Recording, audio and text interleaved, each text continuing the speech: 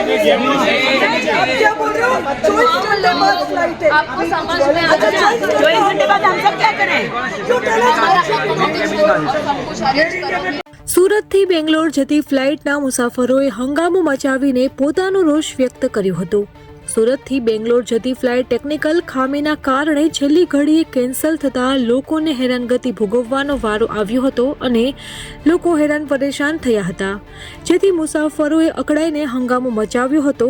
જોકે મુસાફરોએ વૈકલ્પિક ફ્લાઇટની પણ માંગ કરી હતી, પરંતુ તેની પણ કોઈ સુવિધા ન હતી અને તે પણ માંગ પૂરી ન થઈ હતી અને મુસાફરો પોતાના લગેજ સાથે એરપોર્ટ પર જ ફસાઈ ગયા હતા, જેના લીધે એરપોર્ટ પર મુસાફરોનો ધસારો જોવા મળ્યો હતો. જોકે મુસાફરો હેરાન ન થાય તે જોવાની જવાબદારી એરલાઇન્સની હોય છે. અમારી તમામ માહિતીથી અપડેટેડ રહેવા માટે જોડાયેલા રહો ત્રિશુલ ન્યૂઝ સાથે.